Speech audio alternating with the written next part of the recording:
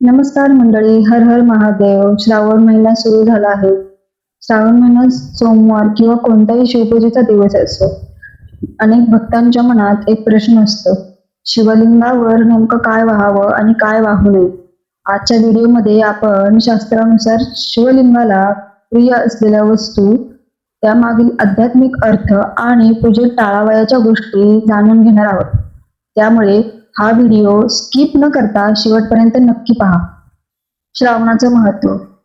श्रावण महिना भगवान शिवांना अत्यंत प्रिय मानला जातो. समुद्र मंथनाच्या वेळी शिवांनी हलाहल विष प्राशन करून सृष्टीचे रक्षण केले होते. म्हणून या महिन्यात जलाभिषेक, मंत्रजप आणि शिवपूजेला विशेष महत्व आहे. श्रावण महिना शिवाला प्रिय का आहे? पुराणानुसार समुद्र मंथनातून हलाहल विष बाहेर आले. संपूर्ण सृष्टी संकटात असताना महादेव शिवांनी ते विष प्राशन केले.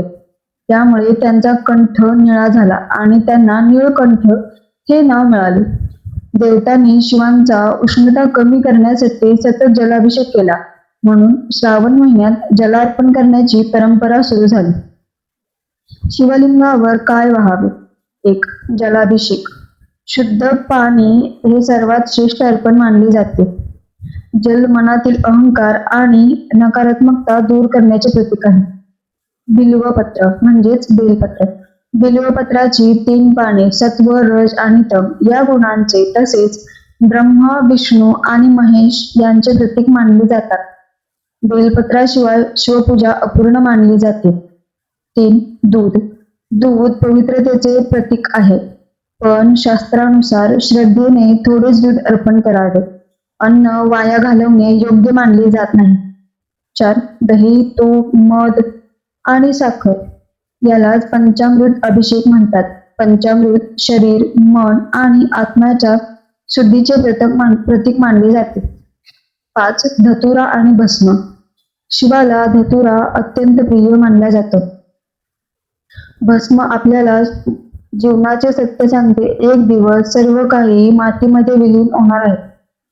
भस्म शिवाच्या वैराग्याचे प्रतीक आहे. शिवलिंगावर काय वाहू नये? 1. तुळशी. तुळशी भगवान विष्णूंना प्रिय आहे, त्यामुळे शिवलिंगावर तुळशी अर्पण केली जात नाही. 2. हळद आणि कुंकू. शिव हे वैराग्याचे प्रतीक आहेत, म्हणून शिवलिंगावर हळदी कुंकू लावण्याची प्रथा नाही. हळदी आणि कुंकू हे सौभाग्याचे प्रतीक असून ते देवीला अर्पण केले जाते. केतकीचे फूल.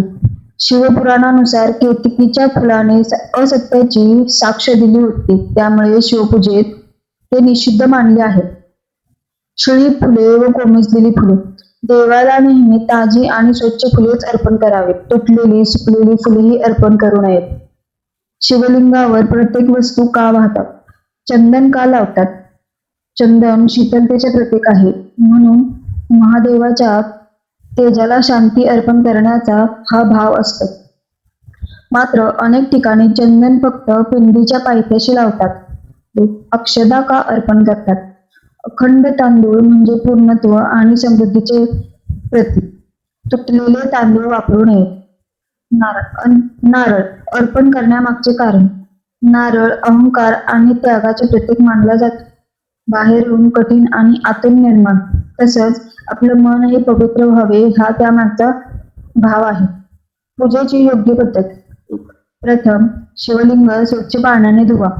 2. जल किंवा गंगा जलाने अभिषेक करा. दूध अर्पण करायचे असल्यास अल्प प्रमाणात करा. बेलपत्र उलटे न ठेवता देठ आपल्या बाजूला ठेवून अर्पण करा. पांढरी फुले आणि धतुरा वाहा. शिवलिंगाची प्रदक्षिणा पूर्ण 360 डिग्री पूर्ण करू नका. जलवाहिनी ओलांडणे टाळा. शेवटी ओम नमः शिवाय या मंत्राचा किमान 108 वेळा मंत्रजप करा. लक्षात ठेवा, महादेवाला वस्तूपेक्षा भक्तिभाव अधिक प्रिय आहे. मित्रांनो, आजची माहिती उपयुक्त वाटली असेल तर व्हिडिओला लाईक करा आणि अशाच श्रद्धा, संस्कृती व महादेवावरील माहितीपूर्ण व्हिडिओसाठी आपल्या चॅनेलला नक्की सबस्क्राईब करा. धन्यवाद.